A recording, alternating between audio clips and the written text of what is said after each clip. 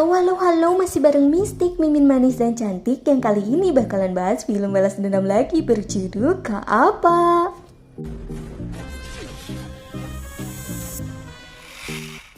Setelah gagal memohon pada Kota Madu untuk membebaskan istrinya, Adat kini berada di kantor polisi membawa surat pernyataan yang menyatakan kalau Binu tidak terlibat.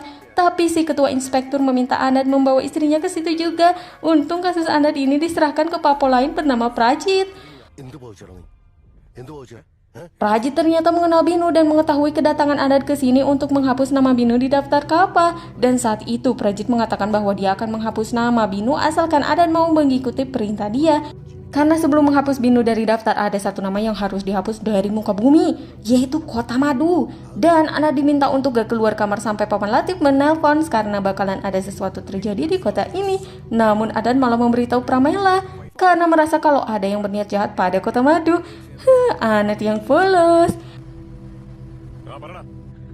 Dan benar saja karena sekarang Kota Madu terjebak dan dia dikejar oleh segerombolan geng. Sedangkan di tempatnya Paman Latif sudah siap mencetak berita kematian Kota Madu karena ini memang rencana dia. Namun sayang semuanya harus gagal karena Kota Madu masih tidak terkalahkan.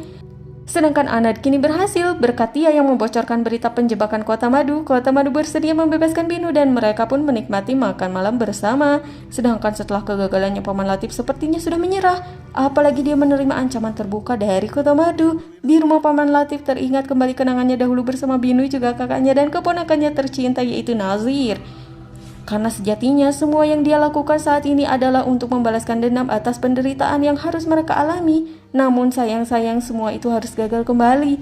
Adat menemui Paman Latif dan meminta Paman Latif untuk tidak melibatkan nama istrinya dalam semua berita bohong itu. Karena gara-gara itu semua Binu dijadikan buronan.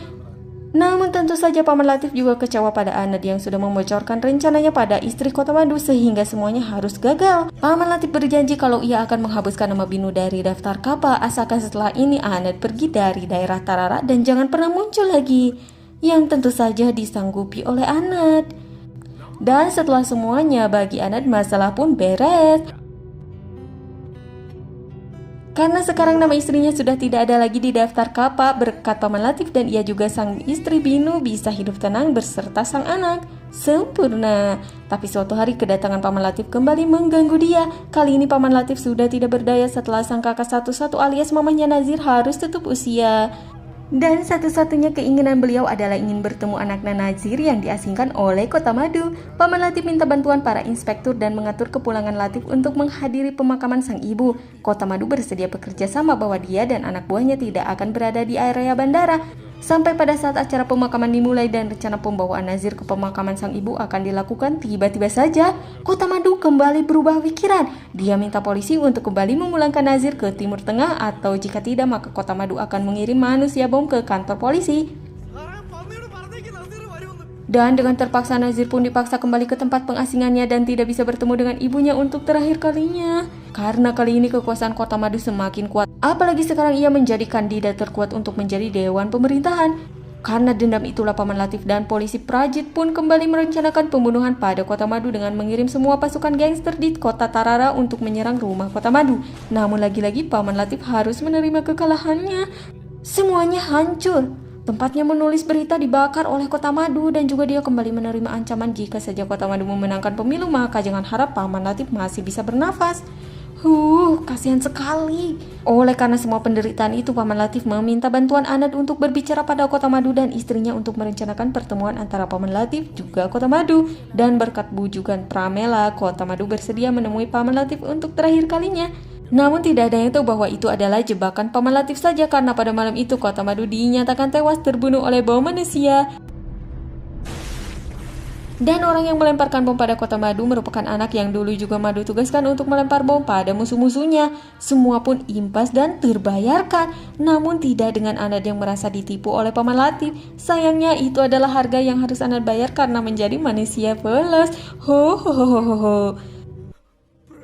Ana datang ke rumah duka dan mengatakan kalau dia tidak terlibat dalam pembunuhan Kota Madu. Namun sayangnya Ana tidak tahu bahwa semua itu adalah rencana istrinya yang polos, yaitu Binu. Karena sebenarnya sejak awal Binulah pemimpin balas dendam pada Kota Madu. Dialah yang memerintahkan Paman Latif selama ini.